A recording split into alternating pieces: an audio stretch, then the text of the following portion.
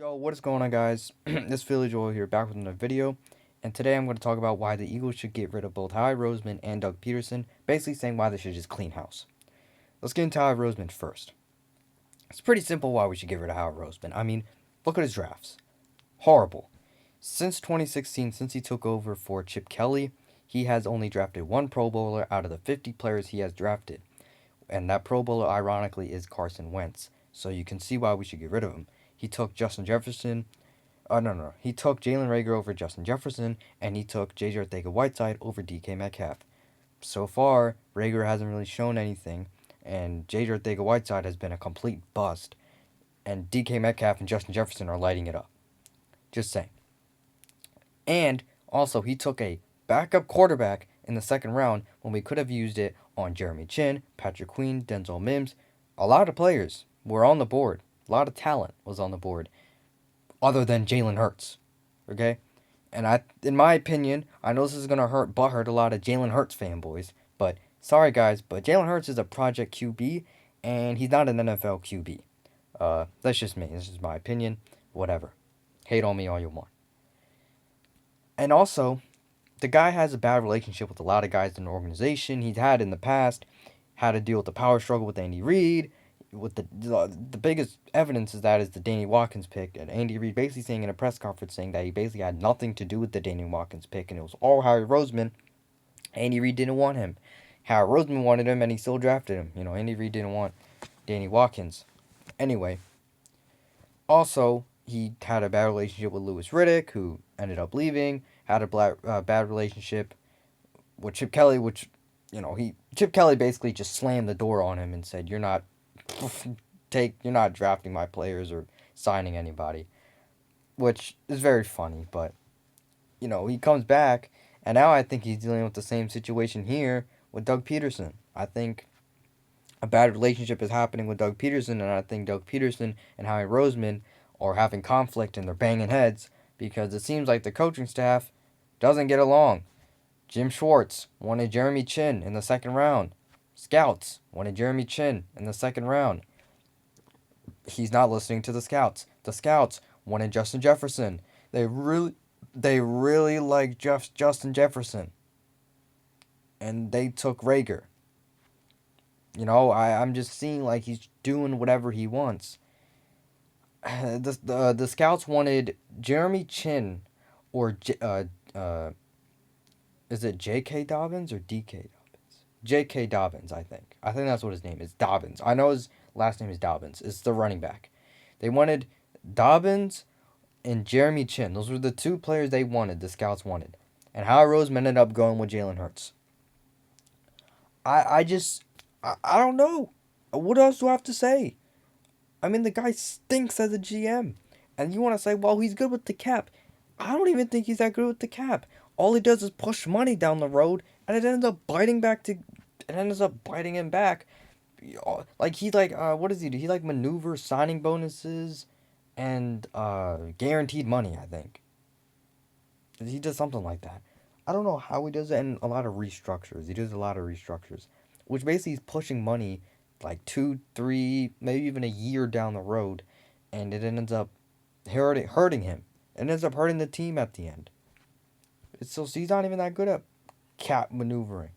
I think any guy can do that. I don't think he's that good at it.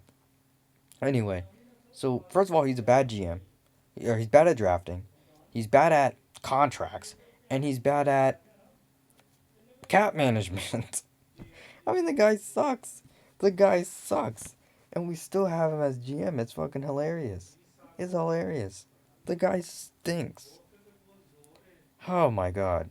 I just don't. I don't know. I don't know. I don't know how you keep him as GM next year. At least as football personnel or what is it? Football operations. I just don't know how you keep him at that job. And if you do, then you're asking for this team to suck. Hopefully, Jeffrey Lurie just takes him away from that. Also, his off-season signings are not paying off. His off-season signings and trades are not really doing that well. Roby Coleman, Will Parks, which he ironically released Javon Hargrave. Darius Slay is working out. Darius Slay is doing pretty good, actually. Now, ironically, he got torched against DK Metcalf. I don't really blame him for it because a lot of corners have been really been able to stop DK Metcalf other than Jalen Ramsey. So can I really blame Slay for that? I mean, you're asking for him to get beat. I mean, it was a size mismatch. I mean, Slay is so much smaller than DK. You're asking for him to get beat. Honestly, I think that was a mismatch. And going into the game, I was expecting DK. I was expecting DK to have some sort of good game against Darius Slay. I was not expecting Slay to shut him down. So, am I surprised that he went for 177 yards? I'm not surprised. He's gonna have a bounce back game against Devonta Adams. Now, I still think Devonta Adams is gonna get his catches and is probably gonna get a touchdown or two, but he's not gonna like have like an insane yardage. Darius Slay will have a more favorable matchup against Devonta Adams than DK Metcalf because I think DK Metcalf is just a physical specimen, and Darius Slay literally had no chance. But that's besides the point. Darius Slay has been a good offseason acquisition, but other than Darius Slay, nobody else is doing good. So, on top of that, him failing to put talent around Wentz, which is another slap in the face. He'd rather create a quarterback controversy than get his QB help and make his life easier. Anyway, that's enough of Howie Roseman. Let's get to Doug Peterson. Doug Peterson is another one where I think he just needs to go. I think he just needs to go. I've been tired of him. I've been tired of him for the last 3 seasons. The last 3 seasons, our offense has been slow and steady starts. It's always been like this. In 2018, it was the same situation. The offense started slow. 2019, same thing, slow starts. I think 2018 we were the worst rated, like we were the worst first quarter team on offense. 2019 probably one of the worst because we were off to really slow starts in the first quarter in 2019.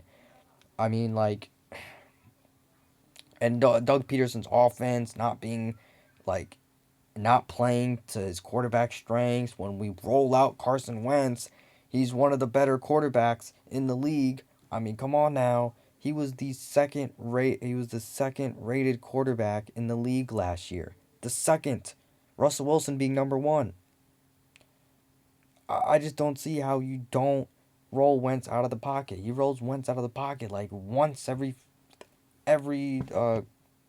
game. Once every game. It's just ridiculous. Why don't you roll him out more? At least like 10 or 5 or 15 times. I just don't get it. I don't get it. Also, when your quarterback is struggling the way Carson Wentz is struggling, or the year that he's having the worst year of his career, he's been the worst quarterback in the league, whatever thing you want to say. He's been bad. When your quarterback is playing this bad, don't you want to make the life easier for him to get confidence, for him to I don't know, make him win the game. So the way you do that, guys, is not rocket science. It's actually pretty simple. It's actually one of the most basic fundamentals of football. It's called running the damn ball. Believe it or not, running the damn ball actually makes it the life easier on the quarterback. Wow, I never thought of that.